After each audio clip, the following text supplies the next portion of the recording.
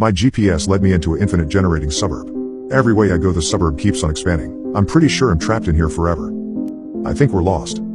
I edged the car along, looking for Rosebud Lane. But all I saw were rows and rows of the same cookie-cutter suburban house, crammed in next to each other, going on forever.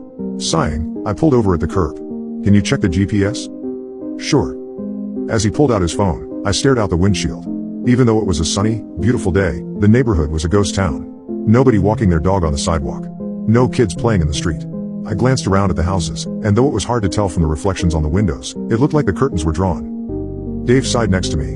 I don't think is right. What do you mean? He handed me the phone. The app showed our location. In the middle of the woods.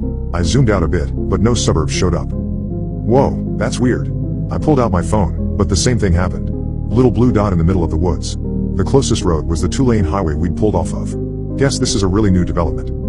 Google Maps was almost always accurate, but if the houses had just been built, maybe the software hadn't caught up yet.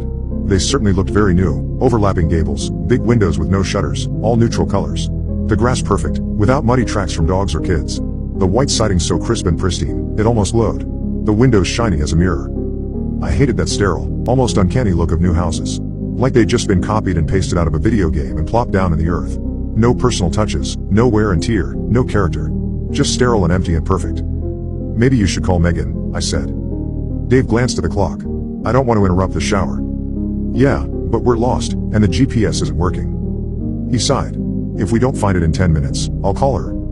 That was Dave for you. Always thinking of others. Which was nice, of course, until it got to these kinds of things.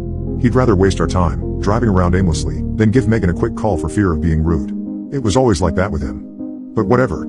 They say pick your fights, and this wasn't important enough to go to battle over. I continued crawling down the street, past more and more identical houses. But just as I was thinking maybe Ish'd force him to call Megan, that this was a fight worth choosing, I saw it. A turn up ahead. I sped towards the intersection, hoping the little green sign said Rosebud Lane.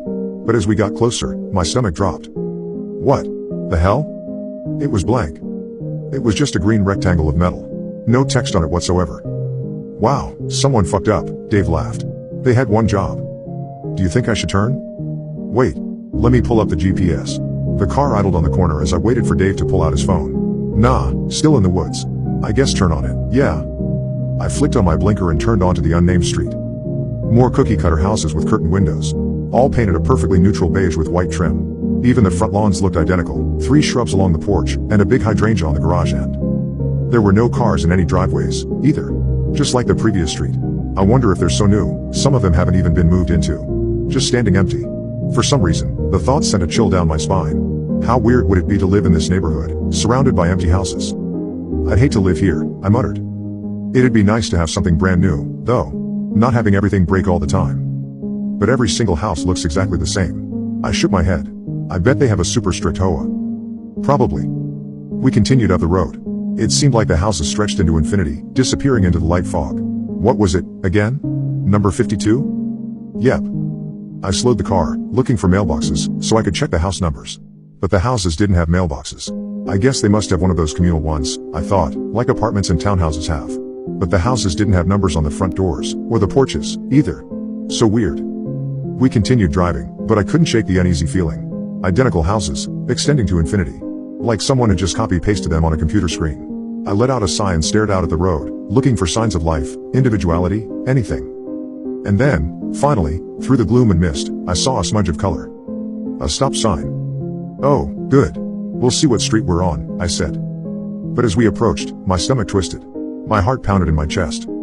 There wasn't an intersection. Or even a crosswalk. There was no actual reason for cars to stop. Yet, the stop sign was still there. And there was another one, on the other side of the road, telling cars in the oncoming direction to stop too. There's no reason for a stop sign to be here. Maybe it's like an accessibility thing? Like, the person who owns that house is blind. So everyone needs to stop here so they don't hit them? Does that kind of thing even exist? I mean, great if it does, but I've never seen that. He shrugged. I think we should turn around. Let's just continue a little bit, Dave replied. In like 5 minutes, if we don't find it, we'll turn around. I don't know why I listened to him.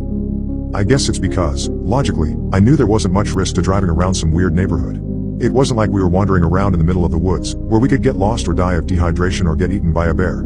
It was 1 p.m. in the afternoon, and we were driving down a suburban road. But the instinctual part of myself, the part that evolved over hundreds of thousands of years, that prevented humans from going extinct long ago, was screaming. There is something wrong here. Get out. Get out, now. I drove forward, glancing in the rearview mirror. The stop sign lingered there, its bright red almost unnatural against the gray gloom of the sky. Over the next few minutes, we didn't get any closer to finding Megan's house. There were no street signs. No mailboxes. No indication of where we were going. Even the car's compass seemed messed up, as it switched from north to west a few times, even though we appeared to be going in a straight line. I finally pulled over to the side of the road and pulled out my phone. I'm just going to call Megan, Dave said finally, breaking the silence. Thank you, I snapped back, unable to keep the annoyance out of my voice. After a moment, Dave shook his head. Not picking up. All right, let's just go home. But we told her we'd be there.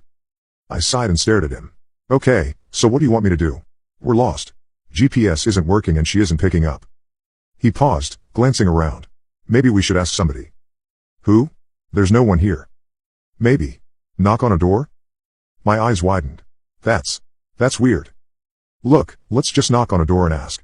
If they don't answer, we'll give up and go home. I puffed out a breath. Fine. I pulled over to the curb. We got out and started up the driveway. It was no longer bright and sunny, the sky was a uniform, overcast gray. And the place was so quiet. No voices, no cars passing by, no dogs barking. Just our footsteps on the pavement. We walked up to the front door. When I didn't see a doorbell, I raised a fist to knock. Thump, thump, thump.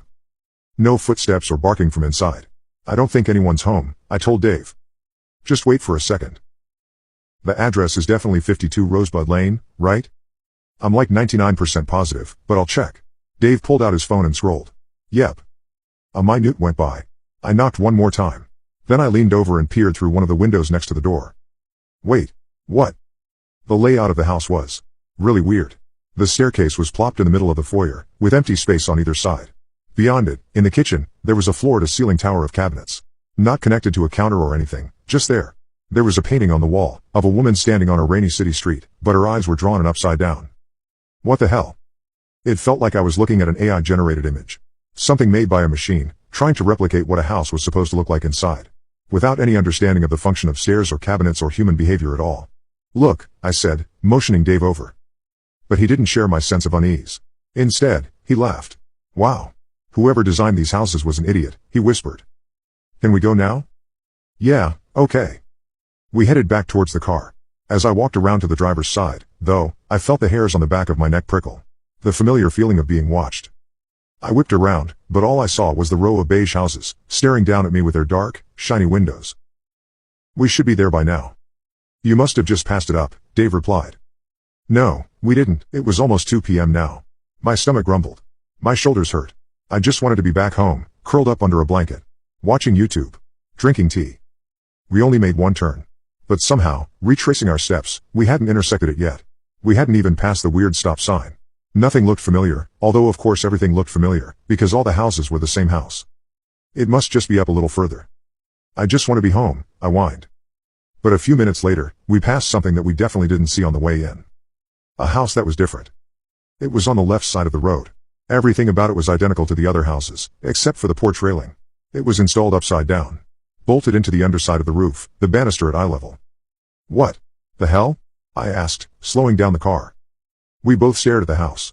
No builder or designer would make that kind of mistake, would they? A few houses down, there was another house that was different. This time on the right. 2 of the windows had been connected into one long, 15-foot-tall window that extended from the ground to the roof. What the fuck? Dave whispered. This isn't right, I replied, my heart pounding in my chest. And then I saw it. Just a few houses ahead of us was a mailbox. The only mailbox I'd seen on the street. And in small, gold lettering, were the words, 52 Rosebud Lane. Attached to the mailbox was a single pink balloon, fluttering in the wind. No. There's no way. It's not. It doesn't make sense. There were no cars parked on the road. No voices or music coming from inside. No indication that there was a party going on except for that one balloon. I'm calling Megan. The phone trilled in his ear. And then she picked up. Dave. Where are you guys? We're a little lost. We're in this development and. He paused. Do you have a pink balloon on the mailbox? No, she said, confused. It's the blue house on the hill. At the end of the cul-de-sac. Did you turn on Mountain Avenue? It's a little hard to get here. She continued on, but I wasn't listening. I was staring at the house. Specifically, at the upstairs window. Where a figure stood in the darkness, watching us. I started the car and made a U-turn, tires screeching against the pavement.